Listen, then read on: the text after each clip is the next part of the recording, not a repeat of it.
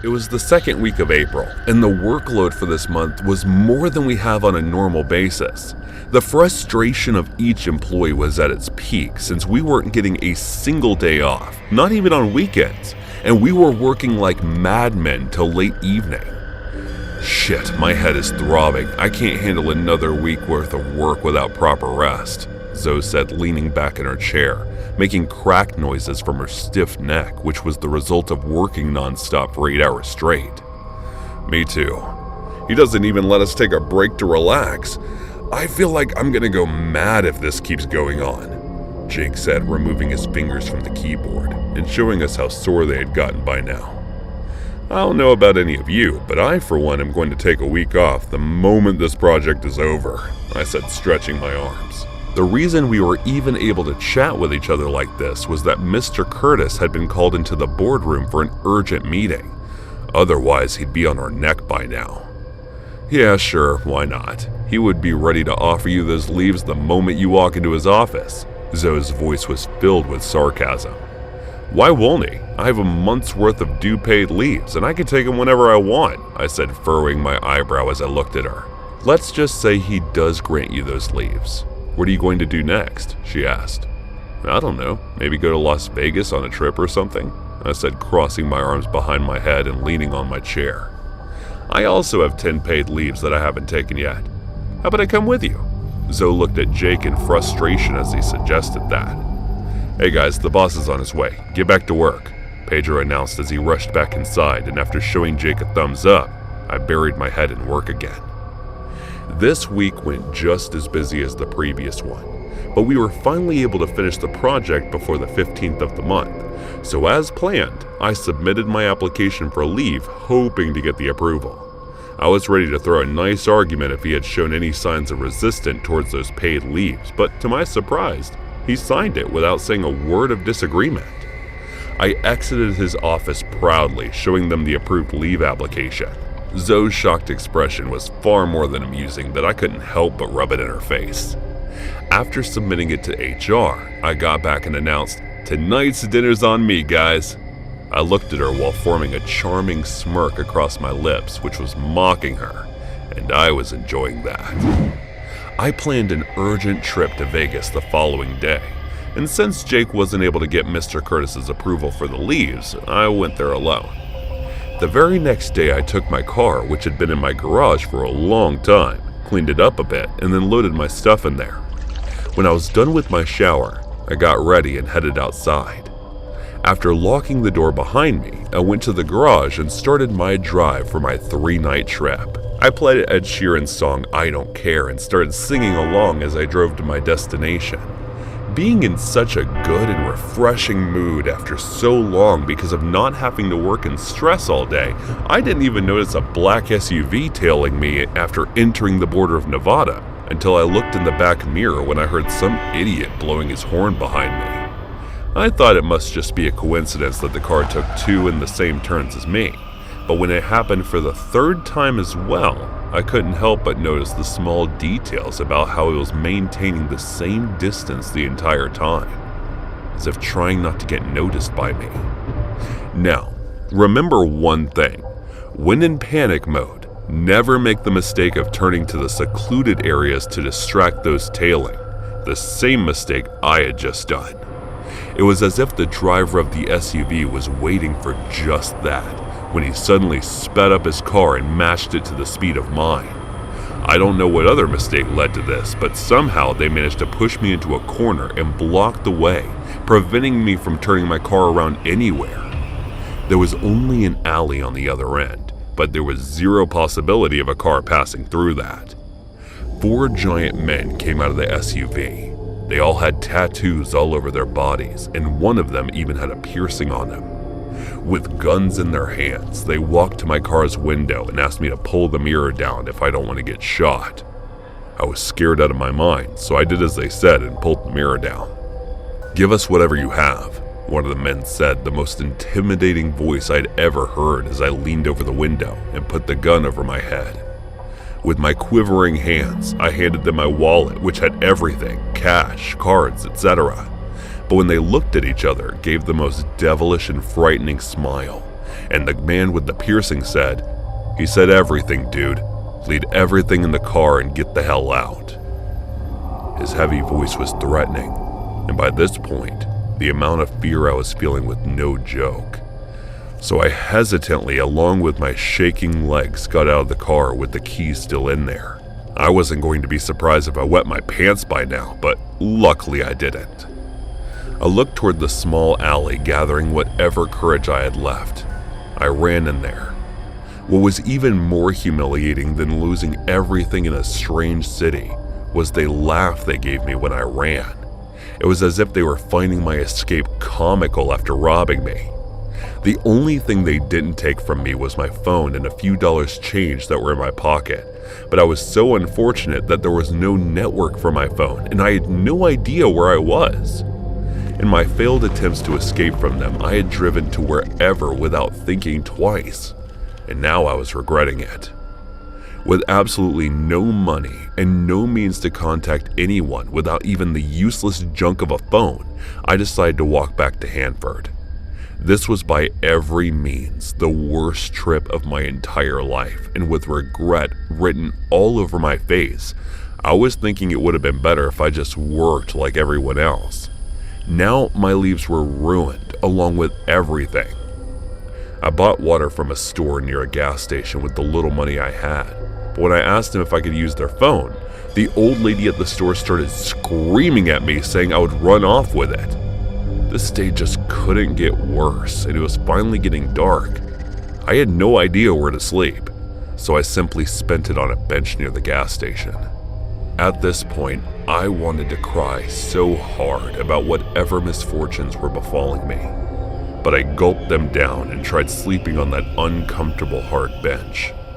I couldn't understand why my phone was having no reception when it was working just fine before I got robbed, so I kept checking it from time to see if the reception's back. Thankfully, I had charged it fully, so I still had 80% battery remaining. All I had to do now was not let it go to waste until the reception gets back and I call someone to pick me up. The next morning, as I'm walking with weak legs, I saw a truck and decided to hitchhike. I was lucky enough that the driver let me on. He was going to Barstow, and he said he'd drop me there. After 5 hours of driving, he dropped me somewhere in Barstow. I had no idea where it was, but I still thanked him for helping me. I went around to ask locals about the direction toward Hanford, but none of them knew about it, so I figured the area he had dropped me in was an urban one. The people seemed nice. They asked me if they could provide any help. Even though I was hesitant, I told them I was hungry and hadn't eaten for 2 days, and they were kind enough to offer me some bread and warm soup, which felt like the tastiest food I had ever gotten. After I was done with my food, they sent a teenage kid to show me the highway. And as I was walking there, I noticed the reception on my phone was back. So without missing a second, I dialed Jake's number. He picked up after the 4th ring. "Marcus, you pig, you're enjoying Vegas, aren't you? By the way, your sister Rebecca called saying she wasn't able to get in touch with you. Since you didn't tell her about your little trip, I didn't either, so better call her and come up with an excuse because she genuinely sounded worried about you." He continued babbling without giving me a chance to say a word. "Listen, Jake, I'm lost." There was a pause for a moment after I said that, but then it was as if he realized something and said, "I know what you're doing. You're going to say everyone gets lost in Vegas." "No, I'm not in Vegas. I'm in Barstow." My voice was filled with frustration. "You have no shame, Marcus." He thought I was mocking him. "I'm not joking. I'm lost, damn it, Jake." He disconnected the call before I could finish it, so I dialed again, and he didn't pick up, so I had no other choice but to call Zoe. "Listen, Zoe, I need your help. I got robbed, and I'm in Barstow right now. Please send someone to pick me up. I'm miserable here," I said in a single breath before she could say anything. "Okay, send me your live location. I'll head over to you." She sighed and said in a calm voice, "Thanks, and one more thing. Be careful of a black SUV," I warned her. "Not an idiot like you. I'll be fine." She disconnected the call after saying that. Waiting for 7 hours after sharing my location, I finally spotted her car stopping in front of me. I rushed to her with tears in my eyes and thanked her for coming to my rescue. After that, I got in, and when I told her I hadn't slept properly in more than 2 days, she drove to a hotel instead of heading home. I looked at her in confusion when she stopped the car in front of its gates. "I'm also tired after that driving, and you need to clean up. You look like a homeless person," she said while pointing a finger at me. As I was walking with her inside, I couldn't help but feel thankful for having someone like her beside me.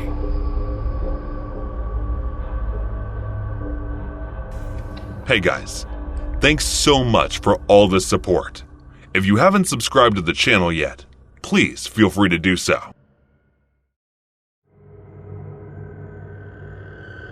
Have you heard about the haunted stories of the tunnels of Sand Hill Road? Well, if you haven't, then better brace yourselves because that's exactly what I'm about to tell you, since this experience of mine is not pleasant on the ears. It was one night when I was driving through Charleston Street along with my buddy Ronald. We were quite drunk as we had just gotten out of a nightclub after enjoying ourselves for hours, and now we're headed to the hotel we were staying at. I don't know if it was because we were too drunk to have a hallucination or if it was real, but I swear I saw a white blur passing through our car. And just after that, it suddenly shut off at the very spot, and no matter how much longer I tried to start the car again, it didn't seem to work. "Ron, hey, dude, wake up. The car's dead. You need to help me check the problem." I shook passed out Ronald, but he didn't budge. So I opened a bottle of water and threw it on him, causing him to wake up groaning. He was still in the same drunken state, so I had to push him out of the car and forcefully make him stand with a flashlight while I checked the issue. Weirdly, everything seemed fine, and even the fuel was full, so I couldn't understand what caused it to suddenly stop working like that. Luke, I don't feel so good. So I'm just gonna go back to the car and sleeping. You take care of this." I turned back to see him walking back to the car door, stumbling after saying that. After waiting there on the lookout for about 20 minutes to get help from any passing by vehicle, I couldn't believe not even a single one had passed by. So I tried to contact Jess back at the hotel to ask him to send some mechanic or help, but he didn't pick up. And looking at how it was 1 in the morning, I wasn't surprised either. I went back to the car after waiting for a few more minutes and leaning my head back on the driving seat. Ronald had already been fast asleep by now, and as peacefully as he was sleeping, one could even say that he had not a care in the world. There was nothing I could do at this hour except wait for morning to be able to find some help, so I closed my eyes to sleep it off. But for some strange reason, the only thing I got was an uneasy feeling in my chest that was getting stronger by the minute. So I opened my eyes and drank a few sips of water. I don't know if it was the effects of being out in the middle of nowhere or if it was the time of night that was the cause, but all of a sudden, the surrounding area started giving off hair-raising vibes. I don't know if it was my brain playing tricks on me, but the distance between the tunnels that were pretty far earlier in the car started to feel close. I clenched my eyes, rubbing them and opening them again, and this time it was back to normal. I thought maybe I was having hallucinations because of the time and the effects of alcohol still being present in my system. Still, shaking this feeling of fear I was experiencing felt like a daunting task, so I decided to give a few more shots at starting the car. On the first try, the car didn't give a response. On the second try, still the same and the car didn't start.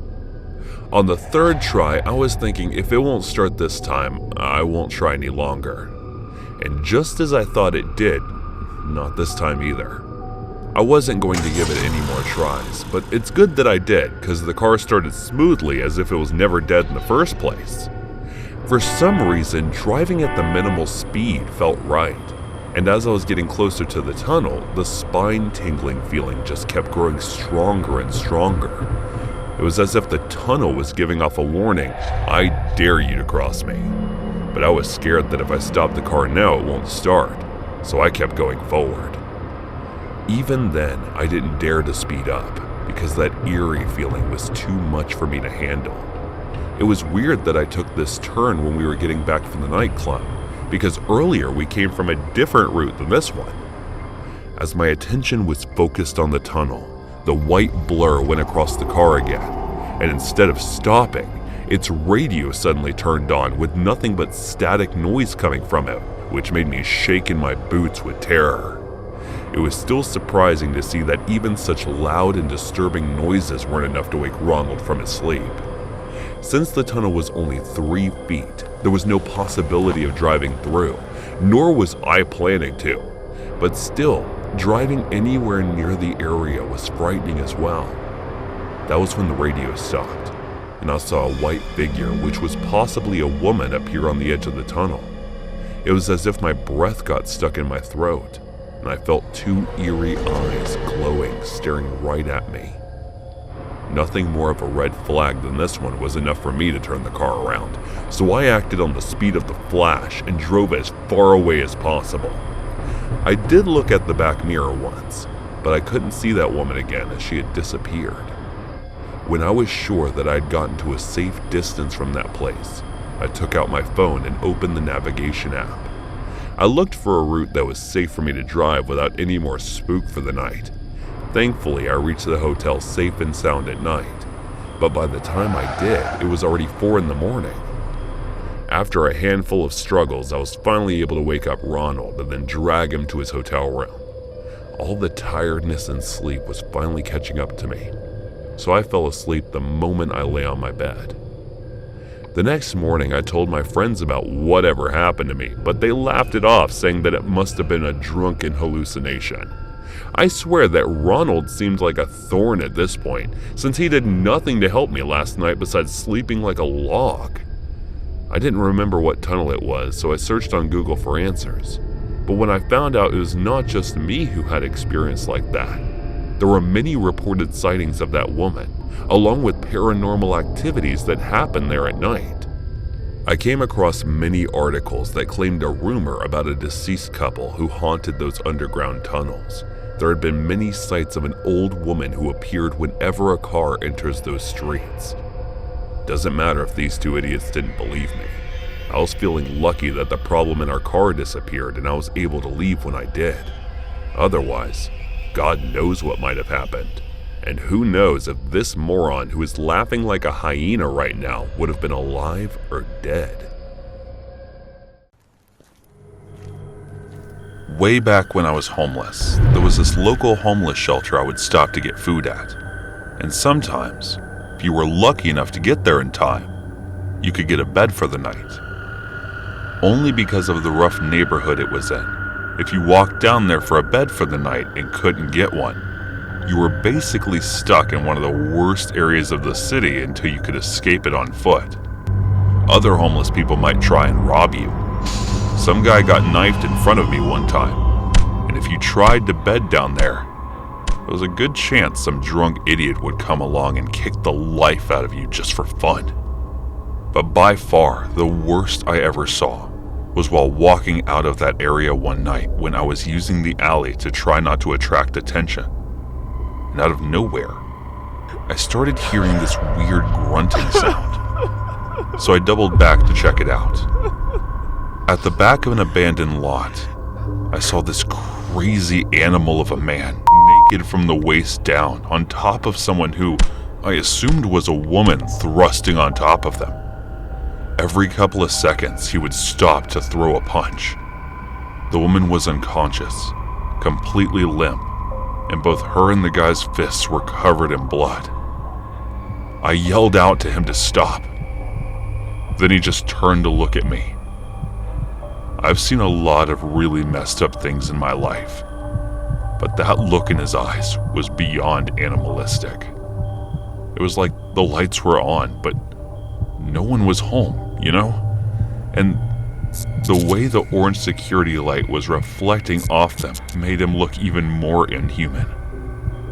I was so scared. I wanted to do something, but all I could bring myself to do was run to the nearest payphone to call the cops.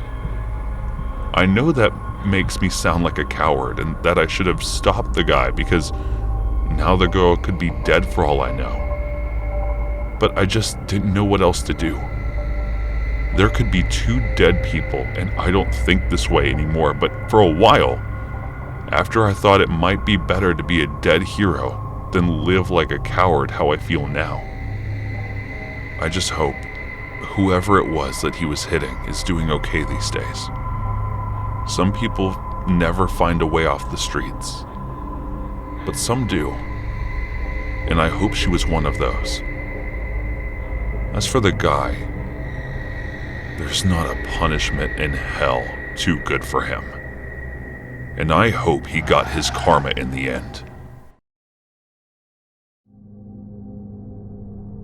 On the morning of Tuesday, September 20th of 1988, 19-year-old Tara Calico left her home in Belen, New Mexico to begin her daily bike ride along the New Mexico State Road.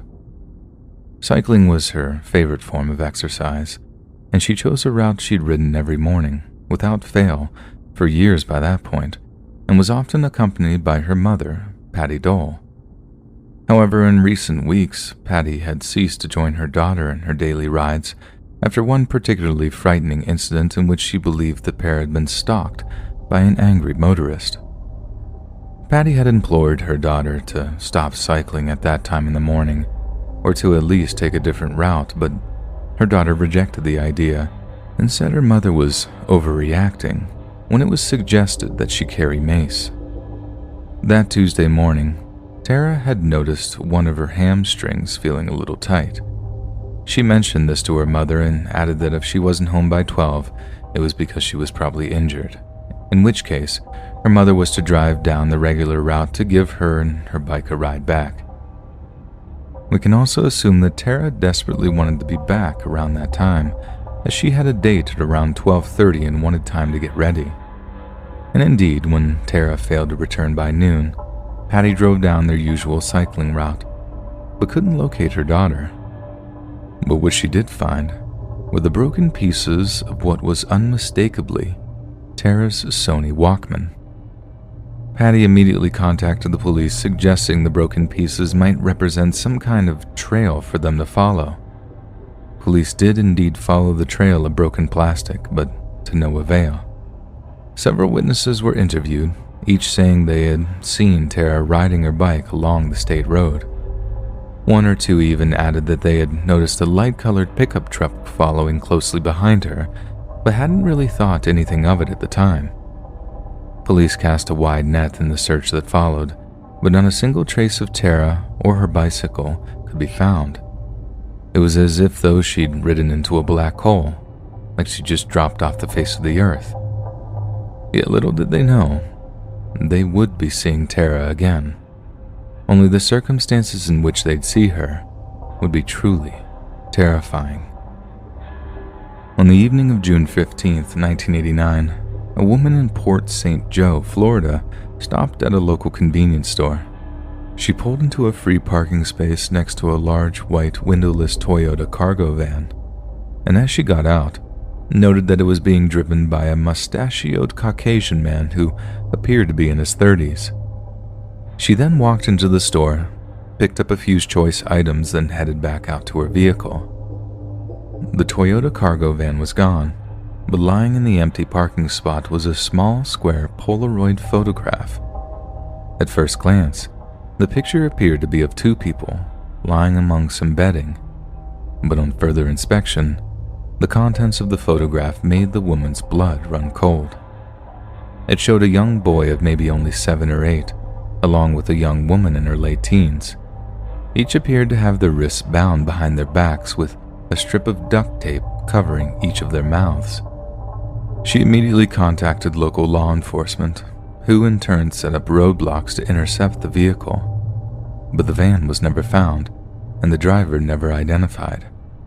Representatives from the Polaroid company offered to analyze the picture before informing police that the picture could have been taken no earlier than May of 1989, as the kind of material used to print the photo was not available until then.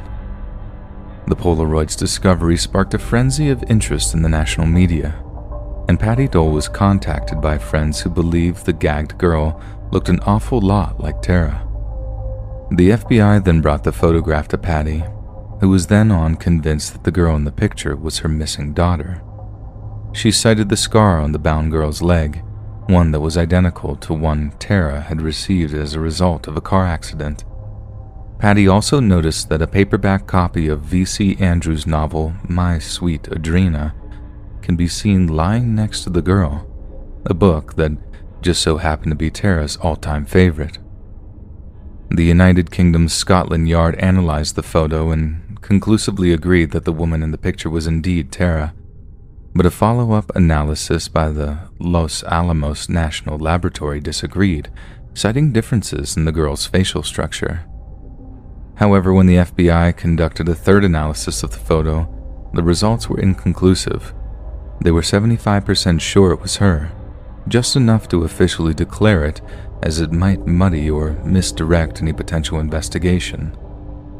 The other young person in the picture was thought to be young Michael Henley, also of New Mexico, who had disappeared just a few months before Tara had.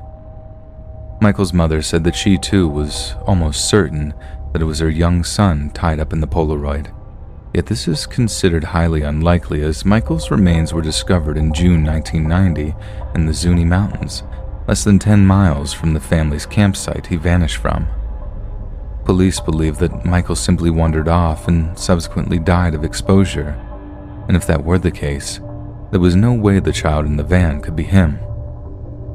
Two other possible Polaroid photographs of Tara had surfaced in the years since her disappearance, the first being discovered near a construction site in the small town of Montecito, California. It is a blurry photo of a girl's face, with tape covering her mouth and light blue striped fabric behind her.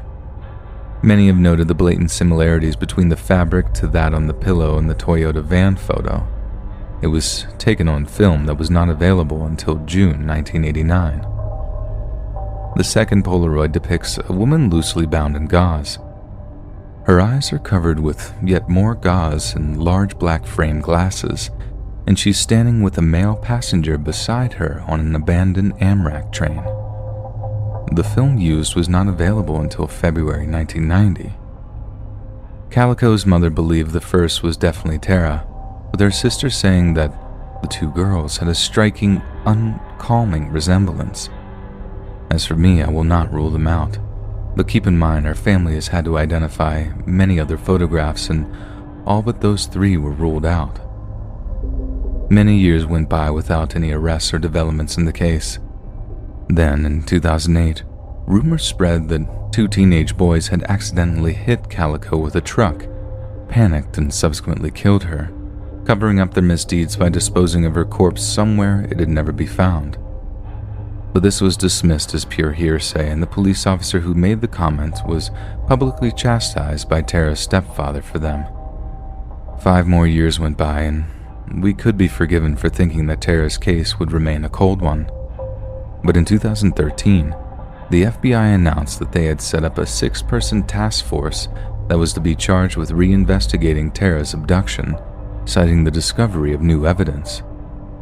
Then in 2019, the FBI followed up their announcement by offering a reward of up to $20,000 for precise details leading to the identification or location of Tara Lee Calico, and information leading to the arrest and conviction of those responsible for her disappearance.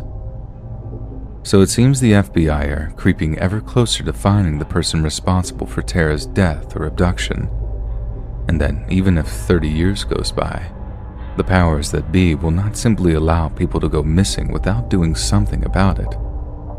But the question remains, was it really a freak car accident that killed Tara? One in which a terrified teen found he couldn't face the consequences?